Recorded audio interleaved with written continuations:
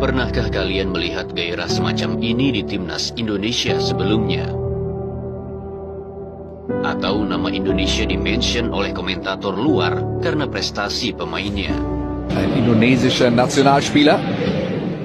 Atau para pemain yang dicap bangsa asing yang dinaturalisasi, yang mereka itu dianggap tak sepenuhnya cinta tanah air, namun justru merekalah yang memberikan harapan dan menunjukkan tekad tak main-main untuk membawa negeri ini lolos ke Piala Dunia untuk pertama kalinya.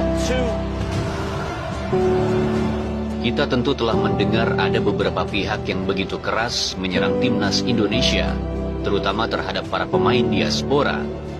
Narasi yang kita kira sudah selesai atau setidaknya akan meredup usai timnas Indonesia berhasil membuat kejutan dengan menahan imbang tim langganan Piala Dunia, yaitu Arab Saudi dan Australia. Alih-alih mendukung timnas untuk melaju ke babak selanjutnya, mereka ini lagi dan lagi justru membuat supporter timnas terbelah menjadi dua kubu. Sederhananya begini, mereka ini tak senang dengan komposisi timnas yang sekarang. Sebab timnas era coach Shin Tae-yong tak lagi mengandalkan dan didominasi oleh para pemain asli Indonesia, namun justru didominasi oleh para pemain keturunan. Ya, kita akan flashback ke beberapa tahun sebelumnya. Semua itu berawal dari rasa kecewa yang tak main-main pada federasi, juga kecewa kepada beberapa pemain timnas itu sendiri. Indonesia yang dikenal sebagai negeri yang sungguh gila bola, yang pertandingan timnasnya begitu dinantikan, dan timnas itu pula yang menjadi kebahagiaan bagi para supporternya. Namun siapa yang tak frustasi saat tim kebanggaan mereka justru diinjak harga dirinya semacam ini? Pertandingan demi pertandingan yang para supporter tak lelah memberi dukungan untuk hadir dan meneriakan chants di stadion. Bahkan saking tak kunjung datang kemenangan itu, sampai-sampai ada supporter yang menunjukkan rasa frustasinya pada timnas dengan hal semacam ini. Akhirnya muncullah sebuah oase yang menjadi harapan baru jika tim ini tak akan lagi bisa terbendung.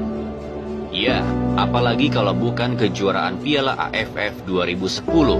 Sebuah kejuaraan yang seperti menjadi sebuah kolam air mata bagi supporter timnas Indonesia.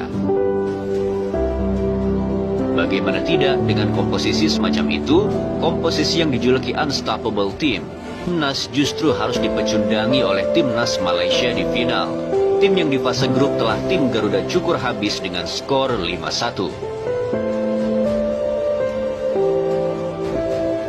Sebuah kejuaraan yang dinilai ada pihak yang mengkhianati harapan dan mimpi jutaan supporter timnas Indonesia.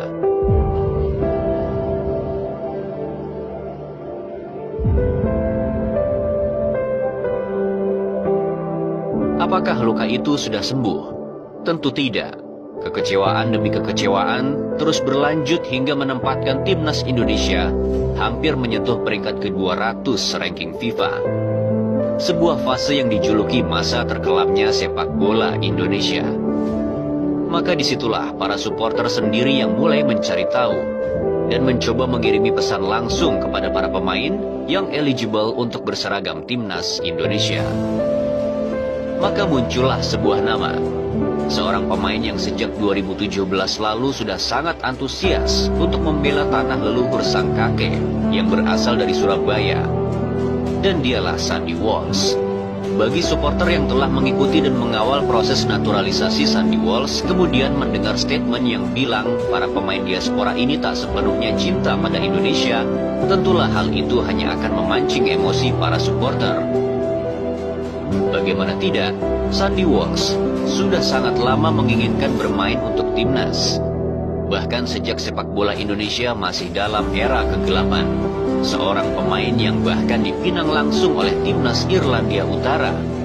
Namun karena kecintaannya dengan sang kakek, Sandy Walsh tetap tak goyah dalam memilih Indonesia sebagai timnas yang akan ia bela.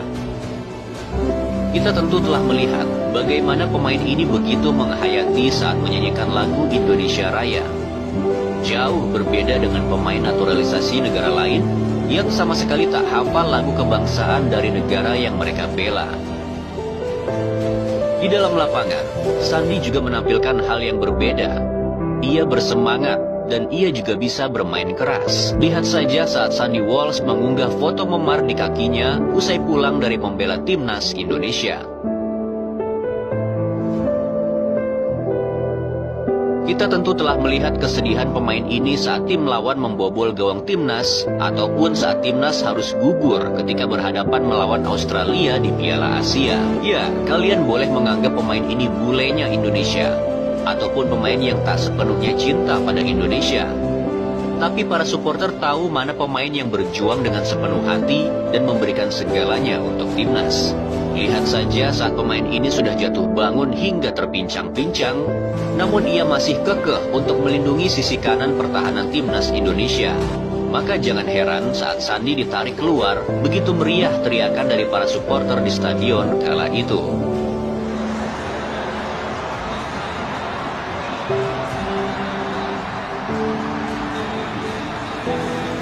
Belum lagi ada nama semacam Shane Patinama. Pemain ini bahkan masih harus berjuang untuk mendapatkan menit bermain di timnas Indonesia. Pemain yang tak mendapat privilege lebih walau ia juga merupakan pemain diaspora, yang mana ia juga harus terus berjuang membuktikan diri jika ia layak di sana. Pemain yang tak pernah komplain saat tak dimainkan dan tak pernah caper di sosial media. Seorang anak laki-laki dari seorang ayah yang asli orang Indonesia, tepatnya dari kota Semarang. Yang saat ia dipanggil, maka gairah tak main-main juga Jay Itzes. Satu-satunya pemain yang bisa membuat komentator Serie A memention nama Indonesia di Stadion San Siro. Jay Itzes, ein indonesischer Nationalspieler. Ataupun Maes Hilgers, seorang anak dari ibu yang asli Indonesia, yang dengan gagah beraninya, sekaligus bangga, berfoto dengan bendera merah putih di hadapan puluhan ribu supporter timnas Belanda. Yang saat kecintaannya untuk merah putih masih dipertanyakan, ibu dari Hilgers justru punya yayasan panti tunanetra di Manado sana. Kalau mengenai naturalisasi Mas Hilgers, ibunya orang Manado. Bahkan ibunya masih sering pulang ke Manado melihat yayasan tunanetra yang dibina. Jadi mereka sangat Indonesia. Jadi jangan pernah pertanyakan merah putih mereka. Maka benar apa yang dikatakan oleh seorang Oki Rengga. Gonta itu sama Rocky Gerung, itu bagaimana namanya? Ya nggak ngerti bola mereka, udah nggak usah. Aku nggak mau nanggapin karena mereka ngerti bola, udah urusin yang lain aja. Biar yang ngerti bola aja yang ngurusin bola. Kenapa sepak bola kita selama ini nggak maju? Karena orang nggak ngerti bola yang ngurus. Coba kalian bayangkan, jika tak ada para pemain diaspora ini, siapa dari pemain lokal kita yang mampu menjaga mutant semacam pemain Australia yang satu ini? Salah satu talenta lokal terbaik yang dimiliki Indonesia yaitu Rizky Ridho pun pernah terpental saat menghadapi pemain Irak yang bahkan punya postur lebih kecil dari Harry Souttar.